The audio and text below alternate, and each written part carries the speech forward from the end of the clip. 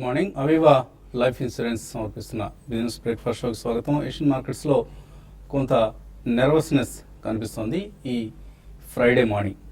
So big day, Trump inauguration day. So America 45వ అధ్యక్షుడిగా Donald Trump ఇవాళ నుంచి పదవీ బాధ్యతలు స్వీకరించబోతున్నారు. సో ట్రంప్ ప్రెసిడెన్సీపై నెర్వస్నెస్ మార్కెట్స్లో మనకు కనిపిస్తుంది. అందుకే ఏషియన్ మార్కెట్స్లో కొంత వీక్ ట్రేడింగ్ ట్రెండ్ చూస్తున్నాం. ఎస్ఎక్స్ నిఫ్టీ కూడా ఒక వీక్ ఓపెనింగ్ మనకు ఇండికేట్ చేస్తుంది. లాస్ట్ నైట్ అమెరికన్ మార్కెట్స్ కూడా ఆల్మోస్ట్ 0.5 to 1% వరకు కూడా నష్టపోవడం చూసాం. సో 300 అమెరికాలోనే 324వ ధనికుల జాబితాలో, అత్యంత ధనికుల జాబితాలో 324వ ర్యాంకులో ఉన్న Trump one of the oldest and wealthiest US ప్రెసిడెంట్స్గా చెప్పుకోబోతున్నాం మనం. ఇక ముందు 70 సంవత్సరాల డొనాల్డ్ ట్రంప్ ఇవాళ నుంచి అధ్యక్ష స్థానాన్ని స్వీకరించబోతున్నారు. సో మిలిటరీతో, గవర్నమెంట్ సర్వీస్తో ఎటువంటి సంబంధం లేని మొట్టమొదటి అమెరికా అధ్యక్షుడు డొనాల్డ్ ట్రంప్. అలాగే పాపులర్ ఓట్ లేకుండా ఎన్నికైన 5వ ప్రెసిడెన్షియల్ క్యాండిడేట్. సో ఇలా రకరకాల క్రెడిట్స్ ఆయనకు ఉన్నాయి. వీటన్నిటికంటే కూడా ఎక్కువగా ఆయన కాంట్రవర్షియల్ స్టేట్మెంట్స్, ఆయన వివాదాస్పద వ్యాఖ్యలతో ప్రాచుర్యం పొందిన మనిషి. సో ఎటువంటి విధానాలను ఆయన అవలంబించబోతున్నారు, ఇవన్నీ రకరకాల ఇష్యూస్, ఇమిగ్రేషన్ కావచ్చు, ఆర్ ఇంపోర్ట్స్ని బాగా తగ్గించే ప్రయత్నాలు కావచ్చు, ఇలా రకరకాలుగా ఆయనకు సంబంధించిన బయలేటరల్ ఇష్యూస్. మన ఇండియాకి సంబంధించి ఇన్వెస్ట్మెంట్స్ ఎలా ఉండబోతున్నాయి, యుఎస్ ఇండో బయలేటరల్ ద్వైపాక్షిక వాణిజ్య సంబంధాలు ఎలా ఉంటాయి, అండ్ డిఫెన్స్ ట్రేడ్ ఎలా ఉండబోతోంది. ఎందుకంటే ఈ మధ్య మనం అమెరికన్ మిలిటరీతో, అమెరికన్ డిఫెన్స్ వ్యవస్థతో సత్సంబంధాలు నెలకొల్పుకుంటున్న సమయంలో కొత్త అధ్యక్షుడు వచ్చిన తర్వాత ఈ సంబంధాలు అదే సుహృద్భావ పూరిత వాతావరణంలో కొనసాగుతాయి లేదా అన్నది, ఇలా రకరకాల ఇష్యూస్. చైనాతో ఆయన ఎటువంటి వైఖరి అవలంబించబోతున్నారు, ఇండియన్ ఓషన్లో ఎటువంటి మూవ్స్ని ఆయన సపోర్ట్ చేస్తారు, అలాగే ఇరాన్ న్యూక్లియర్ అగ్రిమెంట్కి సంబంధించి ఆయన ఎటువంటి స్టాండ్స్ తీసుకుంటారు, ఇలా రకరకాల ఇష్యూస్ ఉన్నాయి. వీటన్నిటికీ సంబంధించి ప్రస్తుతానికి మార్కెట్స్లో మాత్రం కొంత నెర్వస్నెస్ మనకు కనిపిస్తుంది. అదర్వైజ్ మన డొమెస్టిక్ క్యూస్ మనకు ఎలాగో ఉన్నాయి. అమెరికా అధ్యక్ష వ్యవహారాన్ని పక్కన పెడితే ఎర్నింగ్స్ సీజన్ కొనసాగుతోంది. నిన్న మనకు యాక్సిస్ బ్యాంక్ రిజల్ట్స్ మార్కెట్ అంచనా వేసిన దానికంటే చాలా దారుణంగా రావడం చూసాం. ఆల్మోస్ట్ బ్యాడ్ లోన్స్ 4.17% నుంచి 5.2% పెరిగాయి, అంటే మోర్ దాన్ 1% పెరిగాయి. సో ఇది యాక్సిస్ బ్యాంక్ బ్యాడ్ లోన్స్ పరిస్థితి ఎంత దారుణంగా ఉందో అర్థమవుతుంది దీన్ని బట్టి. సో దీని ప్రభావం ఇవాళ నిఫ్టీ బ్యాంక్ మీద ఉంటుంది. ఎందుకంటే ఐసిఐసిఐ, యాక్సిస్ బ్యాంక్ ఈ రెండింటి కూడా 30% వెయిటేజ్ ఉంది బ్యాంక్ నిఫ్టీలో. సో ఇప్పుడు యాక్సిస్ బ్యాంక్ రిజల్ట్ నెగిటివ్గా వచ్చింది కాబట్టి లాస్ట్ నైట్ మనం ఐసిఐసిఐ ఏడిఆర్ పరిస్థితి చూస్తే 2% నష్టపోయింది. సో యాక్సిస్ బ్యాంక్కి ఏడిఆర్ లేదు కాబట్టి ఐసిఐసిఐ, యాక్సిస్ బ్యాంక్ రెండింటినీ మార్కెట్స్ సమాన దృష్టితో చూస్తాయి కాబట్టి ఐసిఐసిఐ బ్యాంక్ ఏడిఆర్ 2% తగ్గడం బహుశా ఇవాళ ఇక్కడ మన మార్కెట్లో కూడా ఇటు ఐసిఐసిఐ, అటు యాక్సిస్ రెండు కౌంటర్స్ మీద కూడా చాలా తీవ్రమైన అమ్మకాల ఒత్తిడి, ఒక గ్యాప్ డౌన్ ఓపెనింగ్ మనం చూడబోతున్నాం. నిఫ్టీ బ్యాంక్ మీద దీని ప్రభావం ఎక్కువగా ఉంటుంది. ఎందుకంటే ఈ రెండింటికి కలిపి 30% వెయిటేజ్ ఉంది నిఫ్టీ బ్యాంక్లో. అండ్ ఎస్ బ్యాంక్ రిజల్ట్ బాగున్నా కూడా 5% వెయిటేజే ఉంది. కాబట్టి మనం ఇవాళ బ్యాంక్ నిఫ్టీలో ఒక గ్యాప్ డౌన్ ఓపెనింగ్ చూడబోతున్నాం. అయితే ఇంట్రాడేలో దీన్ని ఒక బై అండ్ డిప్స్గా తీసుకొని ఐసిఐసిఐ, యాక్సిస్ బ్యాంక్కి సెకండ్ హాఫ్ ఆఫ్ ది ట్రేడ్లో ఏమైనా సపోర్ట్ వస్తుందా అన్నది చూడాలి.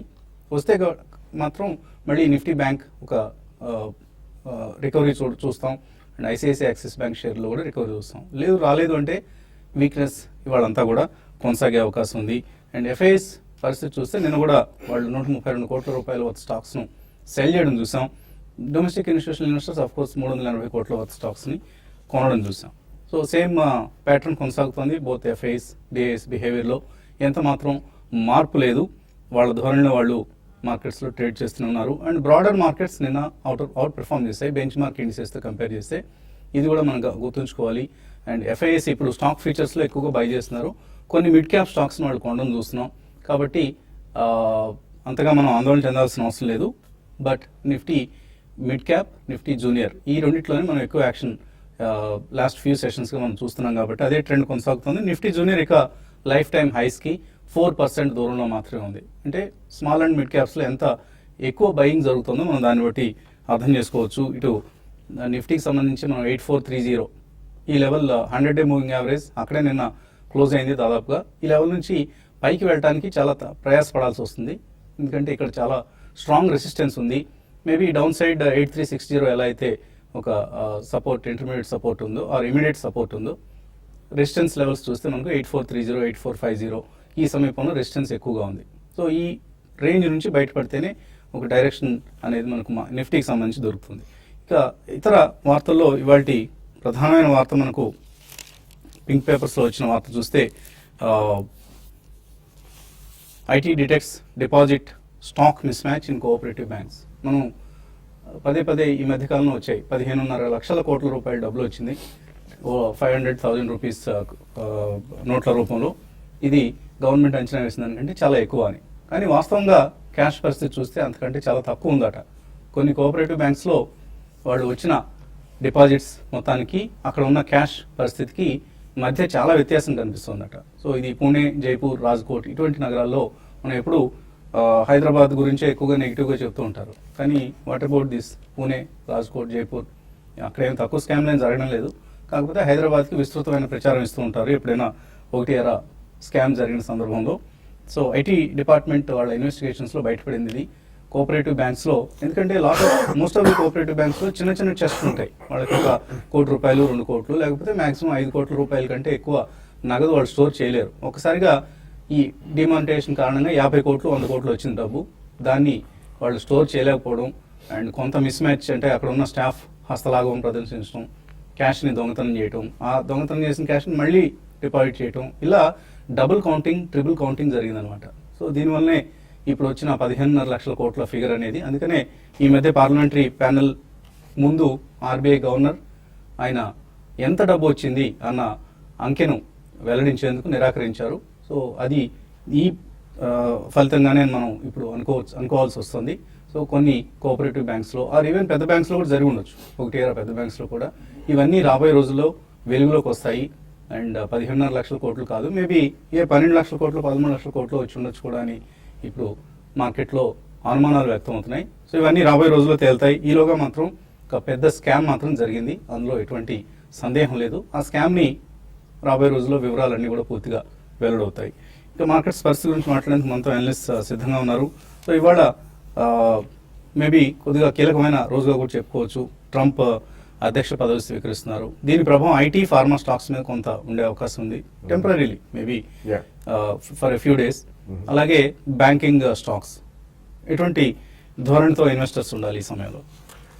బేసికలీ మనకి ఐటీ అండ్ ఫార్మా గత నుంచే కొద్దిగా వీక్నెస్ చూపిస్తున్నాయండి, గత కొద్ది రోజులుగా. And pharma of course last 1 year నుంచి కూడా చాలా వీక్నెస్ చూపిస్తుంది. బట్ మీరు అన్నట్టు banking, because of axis bank results, definitely banking లో వీక్నెస్ వచ్చే అవకాశం ఉంది. ఎందుకంటే ఎన్పిఎస్ తగ్గుముఖం పడతాయన్న చోట మనకి ఇక్కడ పెరిగాయి యాక్సిస్ బ్యాంకులు. So definitely that's a cause of concern అండి. అండ్ ట్రెడిషనల్ లాస్ట్ 3-4 quarters లో కూడా సర్ప్రైజెస్ అనేది యాక్సిస్ బ్యాంక్ లోనే ఎక్కువ వచ్చాయి, స్ట్రీట్ ఎక్స్పెక్టేషన్స్ కంటే కూడా. So definitely banking will be weak, but there are some stronger banks. అంటే మనం నిన్న ఎస్ బ్యాంక్ రిజల్ట్స్ కూడా చూసాం, they are good. IndusInd Bank results were very good.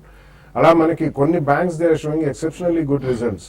So ఈ కారణం వలన బ్యాంక్ లో ఓవరాల్ వీక్నెస్ ఉన్నా కానీ ఐ థింక్ ఈ రోజు కొద్దిగా నిస్తేజంగా ఉండే అవకాశం ఎక్కువ ఉందని trade to even downward bias. ఎందుకంటే వీకెండ్ ఒకటి ప్లస్ ఈ రోజు ట్రంప్ స్వేరింగ్ ఇన్ ఒకటి. సో ఇవన్నీ కూడా చూసుకుంటే మనకి ఈ రోజు పెద్దగా మనకి ఏదైనా mid cap and micro cap, small cap stocks లో యాక్షన్ ఉండొచ్చు, బికాస్ అది కంటిన్యూస్లీ జరుగుతూనే ఉంది. బట్ ఓవరాల్ ఐ థింక్ కొద్దిగా స్వల్పంగా వీక్నెస్ ఈ రోజు ఎక్కువ ఉండే ప్రమాదం ఉందండి. ఎందుకంటే లాస్ట్ 1700, 8,000 నుంచి 8,400 దాకా వచ్చిన దాంట్లో మీనింగ్ఫుల్ కరెక్షన్ అనేది రాలేదు. So I think probably we can see that. So investors can wait and watch. ఈ ఒక్క రోజులో తొందర లేదు. సో మండే తర్వాత నెక్స్ట్ వీక్ రిజల్ట్స్ అవన్నీ చూసి మార్కెట్ ఎక్కడ పాజ్ అవుతుందా లేకపోతే కన్సాలిడేట్ అవుతుందా చూసి దాని తర్వాత మేబీ ఆఫ్టర్ 10-12 days బడ్జెట్ వచ్చిన తర్వాతనే I think one can take major positions ఏమైనా తీసుకోవాలంట. Otherwise I think sharp dips ఏదైనా వచ్చి ఆల్రెడీ రిజల్ట్స్ వెలువడిన కౌంటర్స్ లో డిప్స్ ఏదైనా వస్తే మాత్రం తప్పకుండా కొనుగోలు చేయాలని చెప్తానండి. సో ఇవాళ గ్యాప్ డౌన్ ఓపెనింగ్ ని ట్రేడర్స్ ఎట్లా ఉపయోగించుకోవాలి, ప్రధానంగా బ్యాంక్ నిఫ్టీలో? ఐ థింక్ బేసికలీ నిఫ్టీ మనం చూస్తే కనుక probably last 6 days trading pattern చూస్తే కనుక జస్ట్ 100 points రేంజ్ లో ట్రేడ్ అవుతాం చూస్తున్నాం. So 8470 up side and 8373 down side. And probably ఇది ఇండికేషన్ ఏంటంటే డిస్ట్రిబ్యూషన్ ప్యాటర్న్స్ గా మనం చార్ట్స్ లో పరిగణించవచ్చు. ఎందుకంటే ఆల్రెడీ మనకి 11 to 12 సెషన్స్ లోనే ఆల్మోస్ట్ మనకి లోస్ నుంచి 78.93 నుంచి ఆల్మోస్ట్ 8470 దాకా పెరిగింది. అండ్ ఇక్కడ నుంచి ఫాలో ఆన్ బయింగ్ అనేది మార్కెట్స్ లో లేదు మనకి. సో డెఫినెట్ గా మేబీ కొద్దిగా డిస్ట్రిబ్యూషన్ ప్యాటర్న్స్ గా మనం పరిగణించవచ్చు. బట్ 8370 కింద అట్లీస్ట్ ఒక హాఫ్ అన్ అవర్ ట్రేడ్ అవుతూనే మళ్ళీ నెక్స్ట్ సపోర్ట్ అనేది 8311 which is 200 moving average. But definitely 8300 దగ్గర స్ట్రాంగ్ సపోర్ట్ ఉంటుంది. మేబీ మార్కెట్ ఇప్పుడు కూడా బై ఆన్ డిప్స్ గానే చెప్పుకోవచ్చు. బట్ 8270 కింద స్ట్రిక్ట్లీ స్టాప్ లాస్ పెట్టుకోవాలి. ఇన్ కేస్ మార్కెట్ కరెక్ట్ అయ్యి 50 to 70 మేబీ 100 పాయింట్స్ కరెక్ట్ అవుతాయి కనుక లాంగ్ పొజిషన్స్ క్రియేట్ చేసుకుని. అండ్ బ్యాంక్ నిఫ్టీ ప్రాబ్లీ చూస్తే కనుక లాస్ట్ 5 to 7 సెషన్స్ లోనే 18,500 నుంచి క్లోజ్ టు 19,726 దాకా పెరగడం విషయం. అండ్ 4-day లో ఏదైతే ఉందో 18,865. సో ప్రాబ్లీ ఇది ఒక ఫస్ట్ బై పాయింట్ గా మనం పరిగణించవచ్చు. అదేవిధంగా 18,680 అనేది మనకి చాలా స్ట్రాంగ్ సపోర్ట్ ఉంటుంది. So definitely by on dips గానే బ్యాంక్ నిఫ్టీ చెప్పుకోవచ్చు. ఎందుకంటే most of the things factor అయిపోయి ఉంటాయి except for axis bank results maybe అది కూడా ఫ్యాక్టర్ అవుతుంది. అందుకోసమే లాస్ట్ కపుల్ ఆఫ్ డేస్ గా బ్యాంక్ నిఫ్టీ కొంచెం ప్రాబ్లీ సైడ్ వేస్ నుంచి కొద్దిగా డౌన్ ట్రెండ్ లో ఉంది.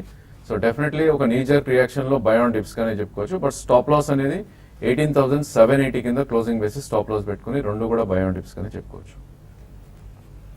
సో రాబోయేది బడ్జెట్ సీజన్. ఆల్రెడీ హల్వా కలిపి నిన్న బడ్జెట్ ప్రిపరేషన్కి శ్రీకారం చుట్టారు ఆర్థిక మంత్రి అరుణ్ జైట్లీ. సో రాబోయే బడ్జెట్పై ఇండస్ట్రీ వర్గాలు ఎటువంటి ఆశాభావంతోనే ఎటువంటి అంచనాలతో ఉన్నాయి? ముఖ్యంగా మొబైల్ మ్యానుఫ్యాక్చరర్స్ ఈ బడ్జెట్ నుంచి ఏం ఆశిస్తున్నారో మనకు వివరించబోతున్నారు సెల్కాన్ సంస్థల అధినేత వై గురుస్వామి నాయుడు. ఆయన ఏమంటున్నారు చూద్దాం.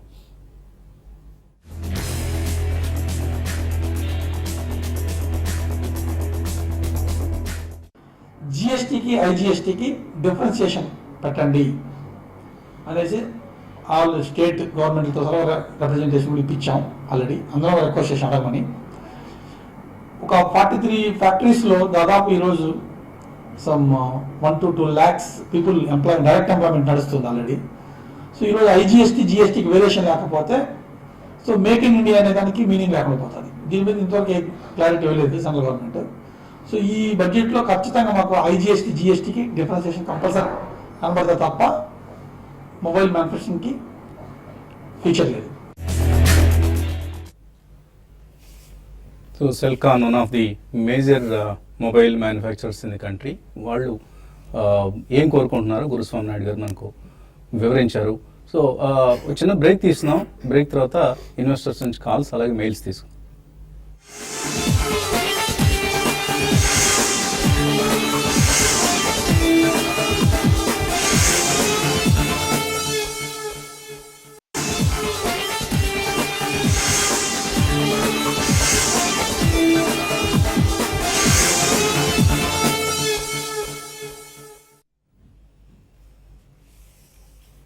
అవీవా లైఫ్ ఇన్సూరెన్స్ సమర్పిస్తున్న బిజినెస్ బ్రేక్ఫాస్ట్ షోకి తిరిగి స్వాగతం. కాలర్స్ లైన్ లో ఉన్నారు. మొదటి caller Praveen.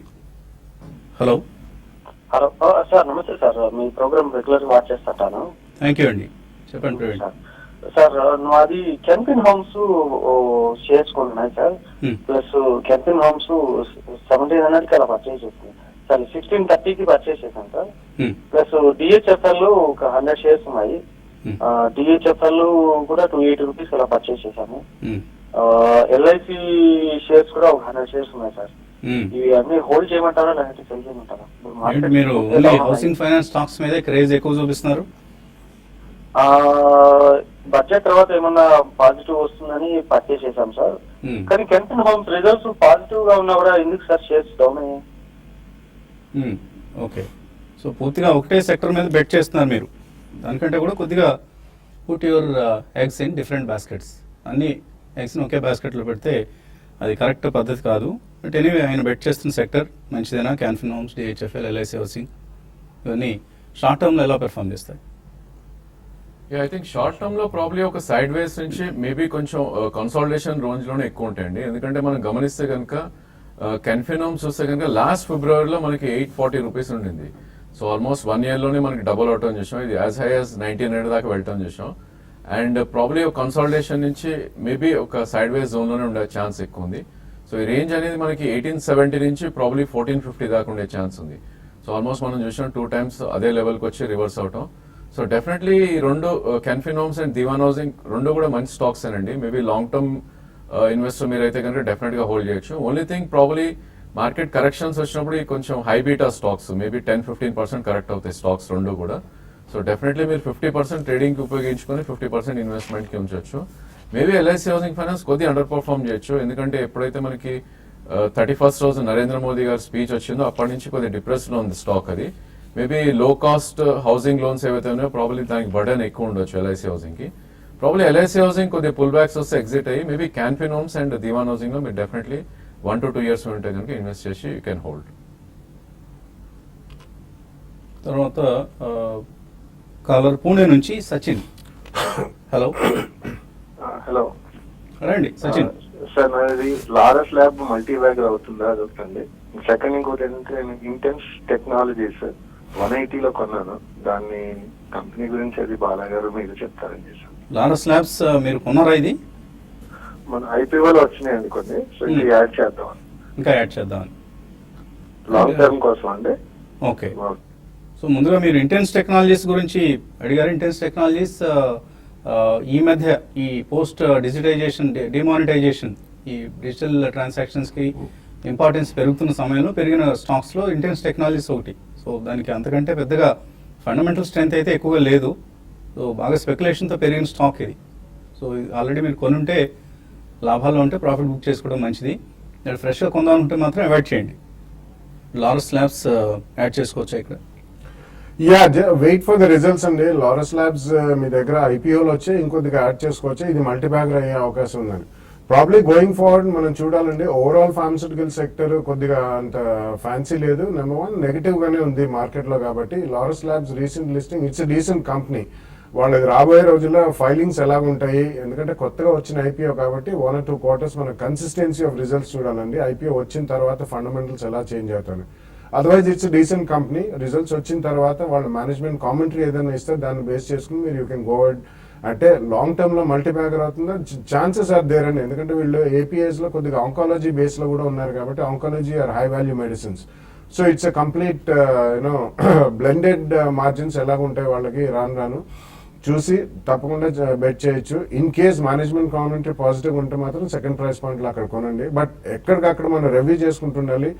Regulatory you know hit అనేది ఈ సెక్టర్ లో ఏ కంపెనీకి ఏ రోజైనా రావచ్చండి. అది ఒకటి మాత్రం మీరు గమనించి ఫార్మస్యూటికల్ సెక్టర్ లో ఏ కంపెనీ కొన్నా కానీ కొద్దిగా జాగ్రత్తగా ఆచితూచి మీరు ఇన్వెస్ట్మెంట్స్ చేస్తున్నారని. మొత్తం మాత్రం దాని మీద బెట్ చేయొద్దు. But it's decent company. తర్వాత కాలర్ బెంగళూరు నుంచి Kiran. Hello, good morning Vasant గారు. గుడ్ మార్నింగ్ అండి. మార్నింగ్ అండి, అడగండి కిరణ్. నా దగ్గర టాటా స్టీల్ నేను 371 రూపీస్ లో కొన్నాను. అది ఒక 100 షేర్స్ కొన్నాను. సో దాని టార్గెట్ ఇప్పుడు 467 అలా ఉంది. అది హోల్డ్ చేయమంటారా లేదంటే ఎగ్జిట్ అవ్వమంటారా? సెకండ్, ఉగర్ షుగర్ ఒకటి 2000 షేర్స్ 41 రూపీస్ దగ్గర కొన్నాను. ఇప్పుడు మొన్న షుగర్ సెక్టర్ ఒకటి డౌన్ ట్రెండ్ చూసాం, మళ్ళీ దాని అప్ ట్రెండ్ వస్తుంది. అది హోల్డ్ చేయమంటారా లేదంటే కరెంట్లీ అరౌండ్ 33 ఉంది, లాస్ బుక్ చేసేయమంటారా? Tata steel and Ugar sugar. I think Tata steel ఒక మల్టీ ఇయర్ బుల్ రన్ లో ఉందండి. లాస్ట్ 1.5 year గా ఒక మంచి ర్యాలీ రావడం చూసాం. 220 నుంచి ఆల్మోస్ట్ 470 దాకా.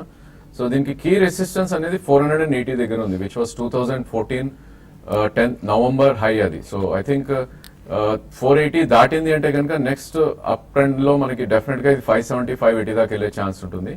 But I think last couple of days లోనే 370 to 480 పెరిగింది కాబట్టి ప్రాబ్లీ కొద్ది కరెక్షన్స్ ఉండే ఛాన్స్ ఉంది.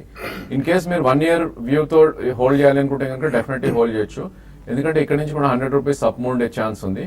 బట్ మార్కెట్ కరెక్ట్ అవుతే కనుక ఇది 200-day మూవింగ్ యావరేజ్ టచ్ చేసే ఛాన్స్ ఎక్కువ ఉంటుంది, which would be around 373. So ఇది మీరు దృష్టిలో పెట్టుకుని ప్రాబ్లీ 50% మీరు ఇక్కడ ప్రాఫిట్స్ బుక్ చేసుకుని మేబీ డిప్స్ లో యాడ్ చేసుకోవచ్చు. Otherwise I think 1 year you can hold the stock for about 100 rupees move from here. అదేవిధంగా ఉగర్ షుగర్ చూస్తే కనుక ప్రాబ్లీ ఇది ఒక డౌన్ ట్రెండ్ లో ఉన్న స్టాక్. ఆల్మోస్ట్ 73 నుంచి ప్రాబ్లీ 24 దాకా పడి ఇప్పుడే ఒక అప్ మూవ్ రావడం చూస్తున్నాం. సో దీన్ని కూడా కీ రెసిస్టెన్స్ అనేది 48 దగ్గర ఉంటుంది. అండ్ 37 మనకి 200-day moving average. In case 37 దాటిందంటే 46, 47 దాకా అప్ సైడ్ వెళ్ళే ఛాన్స్ ఉంది. సో 37 దాటితే కనుక ప్రాబ్లీ మీరు హోల్డ్ చేయండి విత్ స్టాప్ లాస్. మేబీ 40, 42 మధ్యలో ఎగ్జిట్ అయ్యే ప్రయత్నం చేయండి. అదేవిధంగా ఉన్న పొజిషన్ కి మీరు 30 రూపీస్ కింద క్లోజింగ్ బేసిస్ కింద స్టాప్ లాస్ పెట్టి ఎగ్జిట్ అవ్వండి. ఎందుకంటే ఎనీ సెక్టర్ గవర్నమెంట్ ఇంటర్వెన్షన్ ఎప్పుడైతే ఉంటుందో probably it's not a good idea to stay for long. Maybe trading కోసం యూజ్ చేయొచ్చు కానీ ఇన్వెస్ట్ చేసి కూర్చున్న సెక్టర్స్ కాదు ఇవి. సో డెఫినెట్లీ 30 కింద స్టాప్ లాస్ పెట్టి హోల్డ్ చేయండి ప్రస్తుతం అయితే. తర్వాత ఈమెయిల్స్లో నరసింహమూర్తి మెయిల్ పంపించారు, బీఎస్సీ ఐపీఓ మీద ఎటువంటి వ్యూ ఉంది అని. So 805 to 806 is the IPO price band అండి. సో 805 అనుకుందాం. సో 17 times పీఈతో వాళ్ళు షేర్లు ఆఫర్ చేస్తున్నారు. One of the oldest stock exchange మనందరికీ తెలుసు. మన అందరికీ ఎక్కువ అభిమాన స్టాక్ ఎక్స్చేంజ్ కూడా చెప్పుకోవచ్చు. ఎందుకంటే మన దగ్గర ఉండే మిడ్ అండ్ స్మాల్ క్యాప్స్ అన్ని బీఎస్సీలోని మాత్రమే లిస్ట్ అయి ఉంటాయి. చాలా స్టాక్స్, కొన్ని కంపెనీలు ఎన్ఎస్సీలో కూడా ఉంటాయి అనుకోండి. But though it's one of the oldest stock exchanges, ఇలా ఎక్కువ కంపెనీలు లిస్ట్ అయిన ఎక్స్చేంజ్గా గుర్తింపు ఉన్నప్పటికీ కూడా market share in the Indian stock markets మాత్రం బాగా తగ్గుతూ వస్తుంది. ప్రత్యేకించి క్యాష్ మార్కెట్స్లో బీఎస్సీ మార్కెట్ షేర్ ఇంతకుముందు 30% ఉండేది ఒక 7-8 years బ్యాక్, ఇప్పుడు 15% పడిపోయింది. డెరివేటివ్స్లో అయితే అసలు బీఎస్సీలో టర్న్ ఓవర్సే ఉండవు. సో ఇవన్నీ గమనిస్తే అంతగా అట్రాక్టివ్గా అనిపించడం లేదు, కొద్దిగా హై ప్రైస్ అనిపిస్తుంది. Like return on equity one of the criteria for investments చూస్తే మనకు అది అరౌండ్ 9% ఉంది. సో ఇదే మనం ఒక ఎన్బిఎఫ్సిని తీసుకుంటే return on equity will be, for instance Bajaj Finance తీసుకుంటే మనకు రిటర్న్ ఆన్ ఈక్విటీ అరౌండ్ 20% ఉంటుంది. Or even Chola Finance or Sundaram Finance, ఎందుకంటే ఇది కూడా ఫైనాన్షియల్ సర్వీసెస్ సెక్టర్కి చెందుతుంది కాబట్టి అఫ్కోర్స్ ఎక్స్చేంజెస్లో మొట్టమొదటి ఎక్స్చేంజ్గా లిస్ట్ కాబోతోంది. ఆ ఫ్యాన్సీ కొంత ఉంటుంది, ఇన్స్టిట్యూషనల్ ఇన్వెస్టర్స్ నుంచి బహుశా కొంత క్రేజ్ ఉండొచ్చు. బట్ అదర్వైజ్ అంతగా ఫండమెంటల్ స్ట్రెంగ్త్ ఈ ప్రైస్ని జస్టిఫై చేసే విధంగా లేదు కాబట్టి అవాయిడ్ చేయొచ్చు అనిపిస్తుంది. బట్ ఎనీవే మండే వరకు టైం ఉంది, ఈలోగా మనం ప్రాస్పెక్టస్ మరింతగా రివ్యూ చేసి రికమెండేషన్ ఇవ్వచ్చు. మీరు ఏమైనా యాడ్ చేస్తారా BSc IPO? No, you have said it rightly, Andy. And BSE traditionally has been very conservative also compared to NSE, which has been extremely aggressive. And one of the most successful stock exchanges in the world lab పేరు తెచ్చుకుంది NSE. So BSE is still lagging behind a lot. So ఈ price బ్యాండ్లు మాత్రం ఎగబడి మనం apply చేయాల్సిన అవసరం లేదు. ఒకవేళ మార్కెట్లో కొద్దిగా కన్సాలిడేషన్ ఫేజ్లో ఉన్నప్పుడు డెఫినెట్లీ అదే రేట్లో దొరుకుతుంది. I think you can wait for some, but ఏదైనా డిస్కౌంట్ అది వస్తే లిస్టింగ్ గెయిన్స్ మాత్రం ఎక్స్పెక్ట్ చేయదండి. బట్ అదర్వైజ్ స్టడీ ఇన్కమ్ రావాలి అనుకుంటే మాత్రం ఓవర్ 3, 5, 10 year పీరియడ్ ఇటువంటి వాటికి కొద్దిగా ఫ్యాన్సీ ఉంటుంది. వసంత్ గారు మెన్షన్ చేసినట్టు maybe you can get that 10-12% returns if you bite on dips. So ఇంకా ఏమైనా అట్రాక్టివ్ పాయింట్స్ ఇన్వెస్ట్మెంట్కి అనుకూలమైన పాయింట్స్ ఏమైనా ఉన్నాయనేది మనం మండే రోజు డిస్కస్ చేద్దాం. ఇప్పుడు కార్యక్రమాన్ని ఇక్కడితో ముగించాల్సిన సమయం. సో ఇక్కడ నుంచి మనం voyaprofitevertrade.in, don't directly go to youtube.com మన ప్రోగ్రామ్స్ చూసేందుకు. profitevertrade.in నుంచి వెళ్తే బోత్ మనకి 2 ప్రయోజనాలు ఉంటాయి. నిన్న కూడా మొన్న కూడా అనుకున్నట్లుగా మనం అటు ఇన్ఫర్మేషన్ ఆన్ ది మార్కెట్స్ ఎప్పటికప్పుడు మన టీం మీకు అందిస్తూ ఉంటుంది సైట్లో. దానికి తోడు వీడియో ప్రసారాలు కూడా చూడొచ్చు, యూట్యూబ్ వీడియో ప్రసారాలని. సో చిన్న విరామం తర్వాత మళ్ళీ profitevertrade.in లో కలుసుకుందాం. Keep watching TV5.